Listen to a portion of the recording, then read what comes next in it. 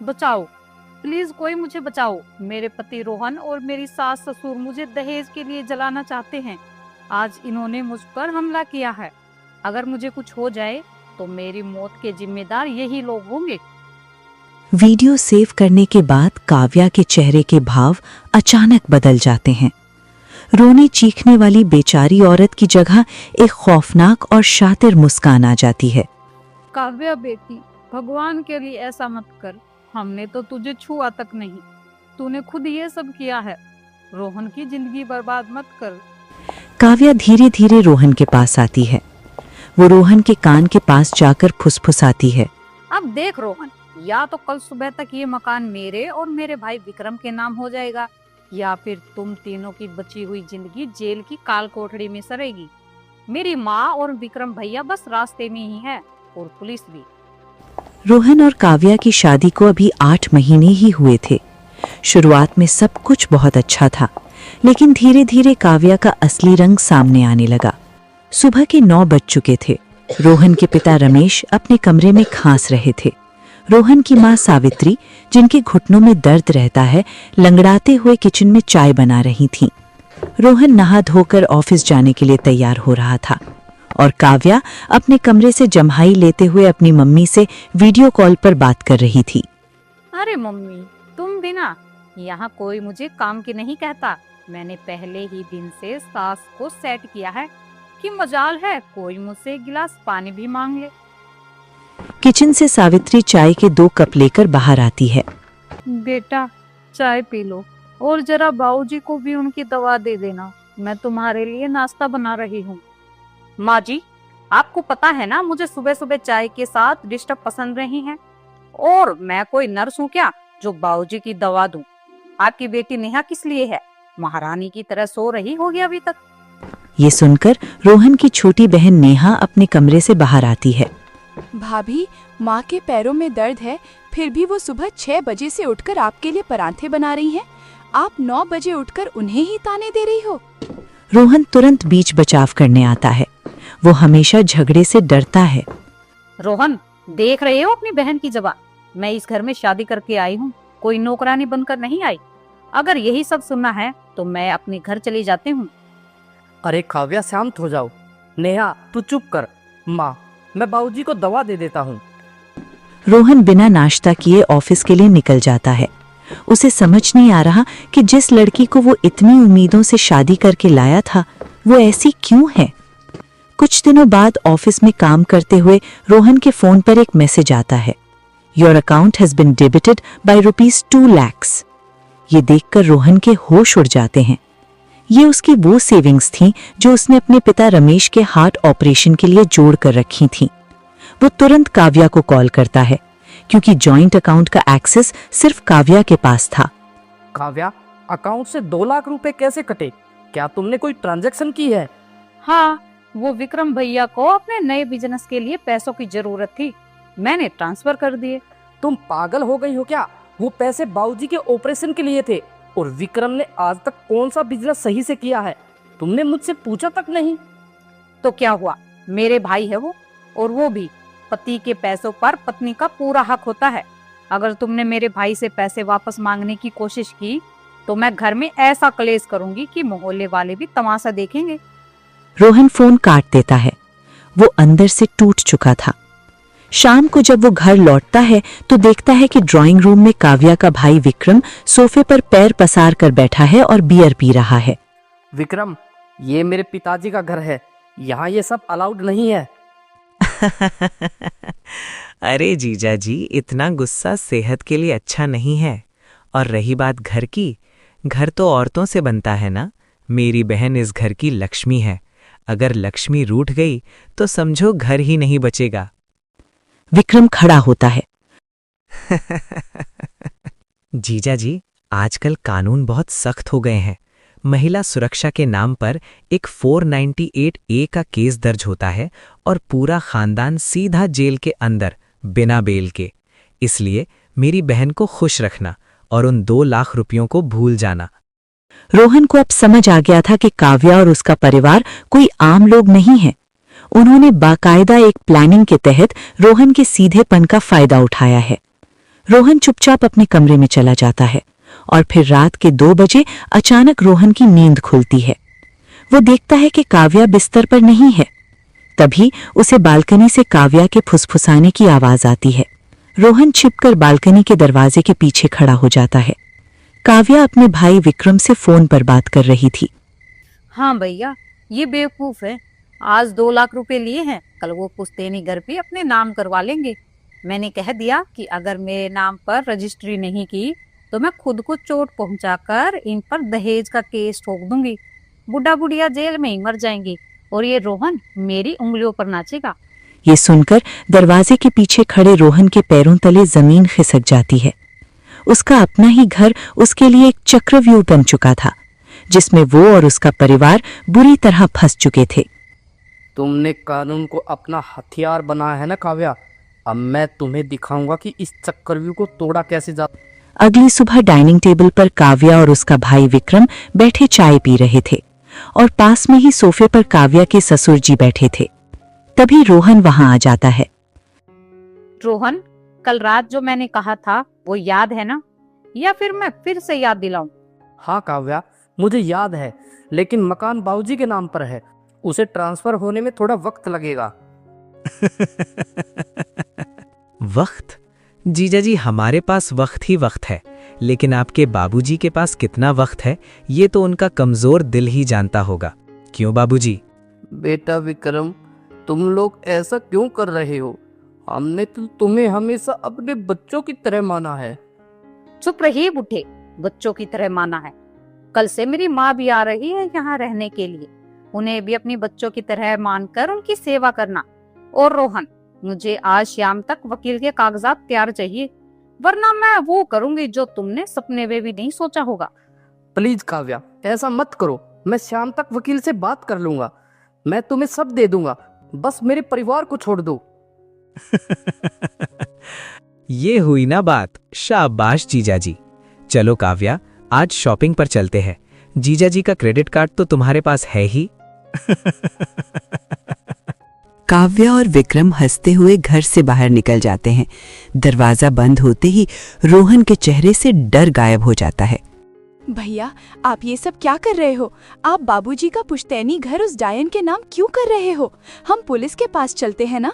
शांत हो जा नेहा। अगर हम पुलिस के पास गए तो पुलिस हमारी नहीं उनकी सुनेगी। वो एक औरत है और कानून उसके पक्ष में है। उसने कल रात विक्रम से फोन पर बात करते हुए कहा कि अगर घर उनके नाम नहीं किया तो खुद को चोट पहुंचाकर हम सब पर दहेज और घरेलू हिंसा का झूठा केस ठोक देगी। क्या वो इतनी नीच हो सकती है? तो फिर हम क्या करेंगे भैया? क्या हम यूं ही सब कुछ लुटने देंगे? बिल्कुल नहीं। रोहन कभी हार नहीं मानता। नेहा, कल जो हुआ उसने मेरी आंखें खोल दी है। हमें पुलिस के पास जाने से पहले सबूत चाहिए, ऐसे सबूत जो वो अदालत में भी ना झुठला सके। कैसे सबूत भैया? वो तो हमें अपने कमरे में भी नहीं जाने देती। हमें घर में खुफिया कैमरे लगवाने होंगे। मैंने अपने एक दोस्त अमी से बात कर ली है। वो आज रात को ऑफिस के पीछे वाले कैफे में मुझसे माइक्रो कैमरे देने वाला है, वाईफाई वाले कैमरे, जिनका सीधा लाइव फीड मेरे मोबाइल में रिकॉर्ड होगा। लेकिन भैया, वो कैमरे हम लगाएंगे कब? काव्या भाभी और विक्रम भैया तो हर वक्त घर में मंडराते रहते हैं। आज वो दोनों शॉपिंग पर गए हैं। शाम को विक्रम उसे मायके छोड़ने जाएगा, क्योंकि कल उसकी माँ भी आ रही है। आज रात जब वो घर पर नहीं होंगे, हम अपना काम करेंगे। तुझे मेरी मदद करनी होगी। मैं आपके साथ हूँ भैया। उस चुड़ैल को तो मैं इस घर से बाहर निकाल कर ही दम लूंगी। रात के समय रोहन घर के अलग अलग कोनों में छोटे छोटे कैमरे फिक्स कर देता है। भैया, क्या सच में हमारा ये प्लान काम करेगा? मुझे बहुत डर लग रहा है। बाबूजी की तबीयत भी बिगड़ती जा रही है। भरोसा रख मेरी बहन। अब वो जो भी चाल चलेगी वो खुद अपने बिछाए जाल में फंसेगी। कल जब वो अपनी माँ को लेकर आएगी तब असली खेल शुरू होगा। अगले दिन काव्या, उसका भाई विक्रम और उसकी माँ घर आते हैं। क्यों सावित्री जी, कैसी चल रही है आप लोगों की जिंदगी? मैंने तो अपनी फूल सी बच्ची आपके घर ब्याह कर बहुत बड़ी गलती कर दी। आप लोग तो उसे दाने दाने को मोहताज कर रहे हैं। समधन जी, आप ये कैसी बातें कर रही है? हमने तो काव्या को हमेशा पलकों पर बैठा कर रखा है। इसने तो कभी किचन में एक गिलास पानी तक नहीं उठाया। ओ बुढ़िया चुप कर, ज्यादा ड्रामा करने की जरूरत नहीं है। रोहन, मैंने क्या कहा था, कागजात तैयार हैं? विक्रम भाई, वकील कह रहा था कि प्रॉपर्टी ट्रांसफर होने में कुछ दिन लगेंगे और बाबूजी के साइन की भी जरूरत है। मतलब तुमने अभी तक कुछ नहीं किया? तुम लोग मुझे बेवकूफ समझ रहे हो? तुम्हें लगता है कि मैं सिर्फ धमकियां देती हूँ? काव्या बेटा, ये लोग बातों से नहीं मानेंगे। आज इन्हें दिखा दे कि हम क्या कर सकते हैं। विक्रम, तू दरवाजा अंदर से लॉक कर दे। आज तो बेटा पूरा खेल ही खत्म कर देते हैं। जीजा जी, आज तो आप गए। काव्या अपने हाथ की कांच की चूड़ियां तोड़ने लगती है, जिससे उसके हाथों से खून बहने लगता है। बचाओ, बचाओ कोई मुझे। मेरे पति और सास ससुर मुझे मारना चाहते हैं।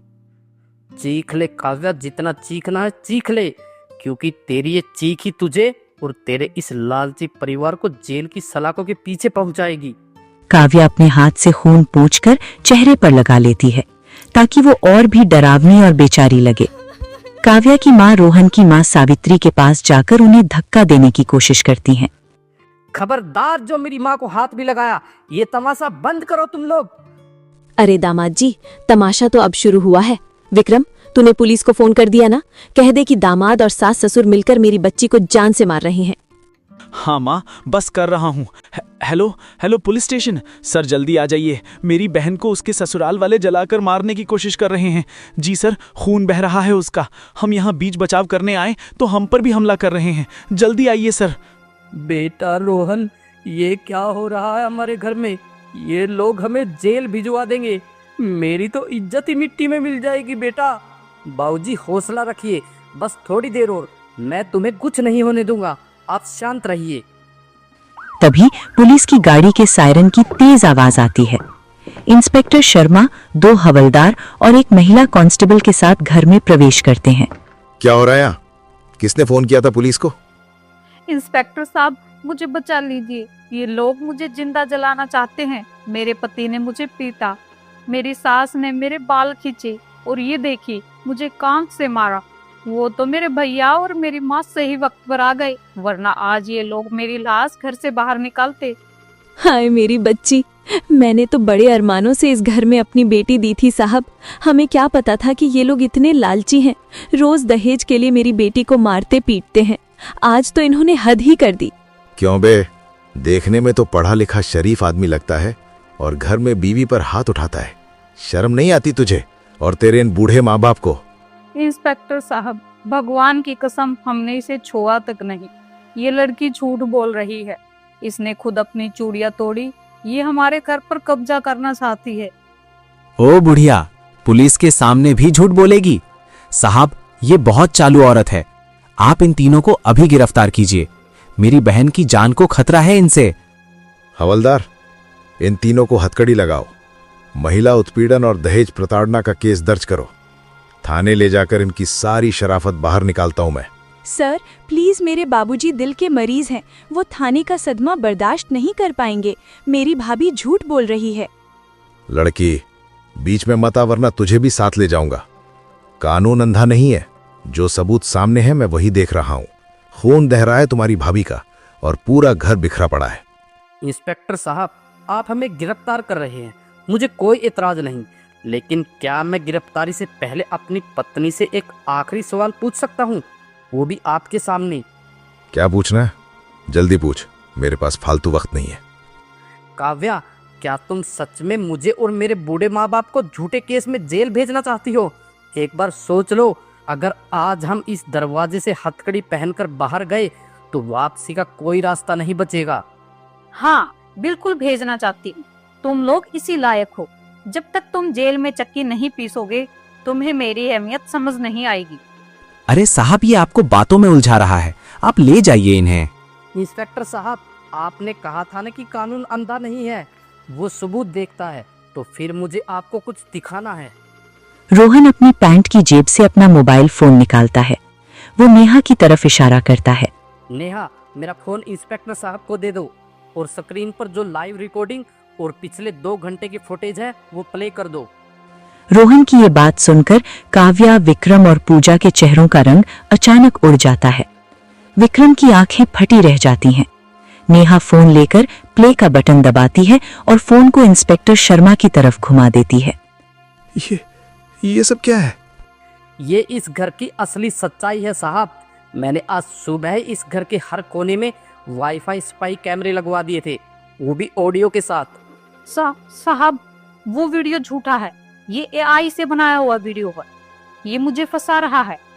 वीडियो झूठे नहीं है काव्या, झूठी तुम हो, और तुम्हारे इस झूठ का पर्दाफाश अब अदालत में होगा। इंस्पेक्टर साहब, मैं इन तीनों पर ब्लैकमेलिंग, धोखाधड़ी और मेरे पिता की जान खतरे में डालने का क्रिमिनल केस दर्ज करवाना चाहता हूँ। हवलदार, ले चलो इन तीनों को। इन पर ब्लैकमेलिंग, धोखाधड़ी और साजिश रचने की संगीन धाराएं लगेंगी। हवलदार उनको गाड़ी में बैठाकर थाने में ले जाते हैं और फिर कुछ दिनों बाद तीनों को कोर्ट में पेश किया जाता है।